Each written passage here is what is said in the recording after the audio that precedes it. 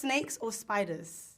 Oh, snakes more than spiders. I think spiders are kind of cute. Really? I know. For me personally, pass.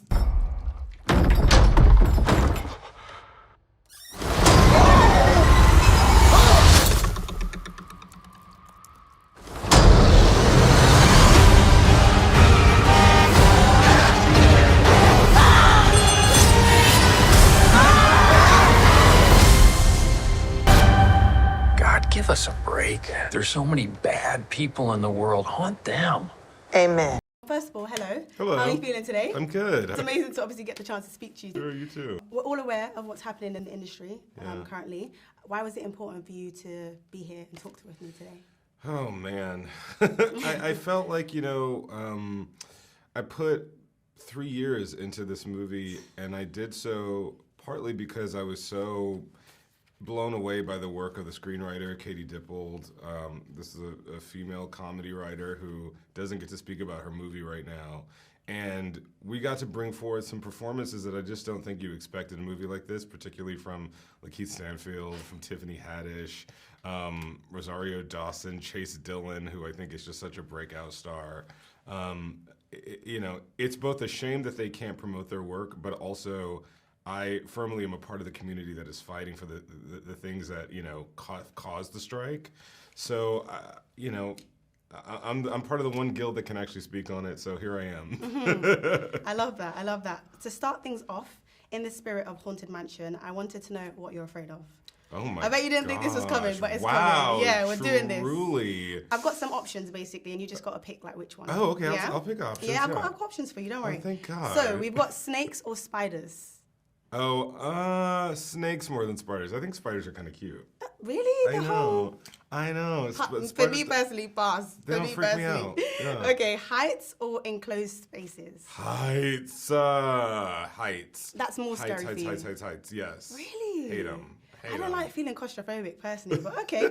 Loneliness or crowds? Crowds. During the pandemic, I blossomed. Let me tell you something. That was your best time. I was living my very best life. I was wearing sweatpants. Ugh, it was lovely. Amazing. Finally, obviously in keeping with the theme of ghost, would you rather be ghosted or do the ghosting? Who wouldn't rather be the ghoster than the ghostee? To be ghosted is the worst. So you'd rather. I don't approve of either behavior, but I will be the ghostie on this one. Damn. Okay. Sorry. Sorry, not sorry. Okay, so the cast is obviously amazing and star-studded. You've got the likes of Tiffany Haddish, Danny DeVito, and obviously Owen Wilson. Why was it important for you to have such a diverse cast and obviously a black lead in LaKeith Stanfield? The movie takes place in New Orleans. My family is from Louisiana. I have a connection to that place. I'm obsessed with that place. I'm obsessed with the history of that place. It's the birthplace of jazz music and gumbo and all kinds of amazing things.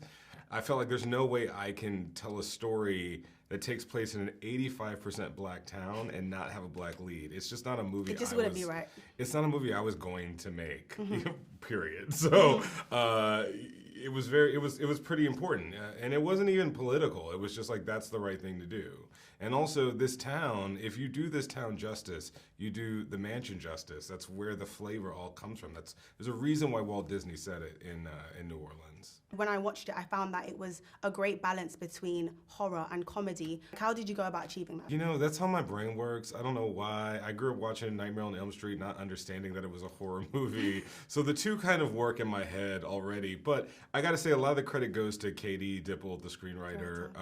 She really created this blend on the page, and it was really about protecting that voice. I understood that tone. It's a tone that I did with my last film and on my series. And I grew up with the same kind of movies she grew up with, like Poltergeist and Ghostbusters and Little Shop of Horrors, and these movies, I just kind of blend those two things. So that's what it was about. So would you say it was easy to mesh those things for you?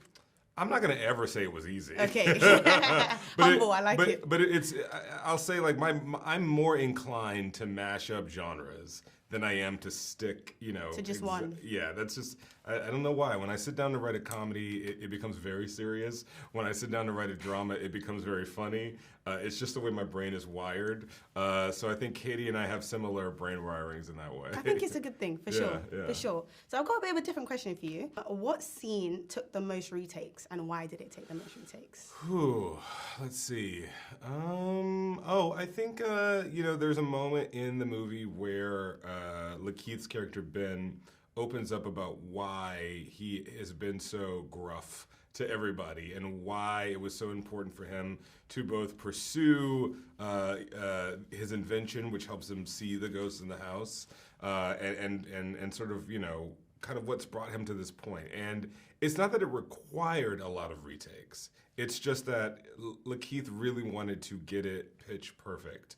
And we went through the entire scene in a few different modes. We went really intense, really just went there like this was a pure drama. We did some versions where it was light. We weren't sure exactly how much emotion audiences were ready for, to be honest with you, in the middle of a movie like this. And so we we attacked it a few different ways. And each one is a beautiful performance. It kind of makes me emotional just watching the takes. And what we found is that audiences were surprised by that kind of emotion in a movie like this, but really appreciated it too. So we actually ended up going with some of the stronger, more traditionally dramatic versions of it. I feel like the theme of grief was woven throughout the storyline. Why was this important, for you to portray in the movie? I think I was kind of in grief when I read the script. I think everyone is and was at the time. I read it as we were kind of in the middle of COVID. I had just finished my TV show. I was just about to put out a movie, and I was feeling, this was told you a little bit. I blossomed during the pandemic, so this would be before the blossoming began.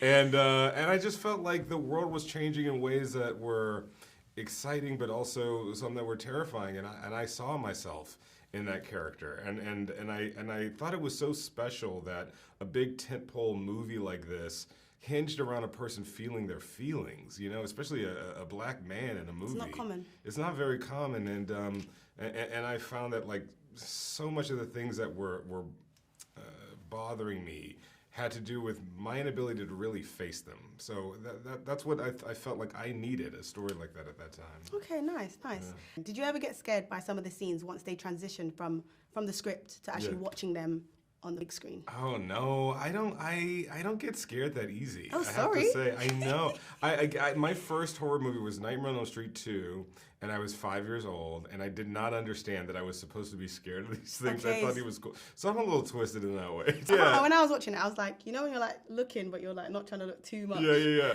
Well, that's good. That's really good, because sometimes when I'm making stuff like that, it's like, oh, is this funny or scary? I can't tell anymore. I'm a little broken.